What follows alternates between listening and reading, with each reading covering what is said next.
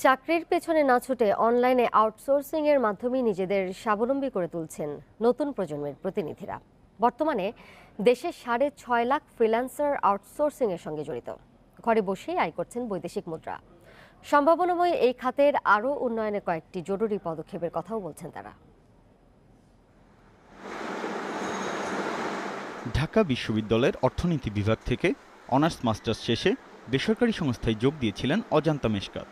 কিন্তু সংসার আর সন্তান সামলাতে গিয়ে একসময় ছাড়তে হয় সেই চাকরি। তবে একেবারে থেমে থাকেননি অজান্তা। অনলাইন মার্কেট প্লেসের বিভিন্ন কাজ শিখেছেন ঘরে বসেই। মাত্র ৬ মাসেই হয়ে উঠেছেন স্বাবলম্বী। বর্তমানে প্রতি মাসে তার আয় কমপক্ষে $১,০০০।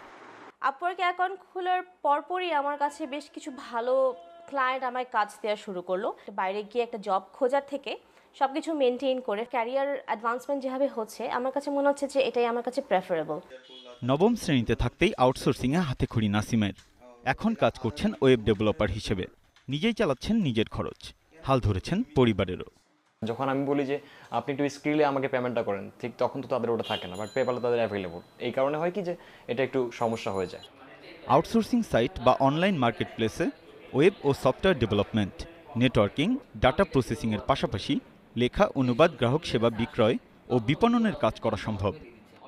আগাম একটা প্রিপারেশন হিসেবে যখন এই ফ্রিল্যান্সিংয়ের কাজগুলো করে, তখন তার পরবর্তীতে জবের উপর সেরকম একটা ইন্টেনশন থাকে না। সো এই জিনিসটা আমার মনে হয় যে অনেক বেশি একটা হেল্প করে একটা স্টুডেন্টকে। বর্তমানে সরকারের নানামুখী উদ্যোগের পাশাপাশি বেসরকারি প্রতিষ্ঠানেও কাজ শিখছেন অনেকে। যদি আমরা এটা থেকে আস্তে আস্তে ডেভেলপ করতে থাকি, স্কিলটাকে ডেভেলপ করতে পারি, তাহলে আমরা দেখা যাচ্ছে 1 বছর 2 বছরের মধ্যে ভালো একটা অ্যামাউন্ট জেনারেট করতে পারবো। আর সিএসসি ব্যাকগ্রাউন্ড নিয়ে পড়ছি, তো বাসায় বসেই আমি অনলাইনের মাধ্যমে আমি যে কোনো কাজ করতে পারি। তো তার জন্য আমার একটু সাপোর্টের প্রয়োজন। তবে চড়া মূল্যের ধীরগতির ইন্টারনেট, পেমেন্ট সিস্টেমের জটিলতা সহ অন্যান্য প্রতিবন্ধকতা কাটিয়ে উঠতে পারলে ভবিষ্যতে আউটসোর্সিং হবে দেশের অন্যতম সম্ভাবনাময় খাত। এমনটাই মনে করছেন ফ্রিল্যান্সাররা। Biprajit Chanda, independent news, Dhaka.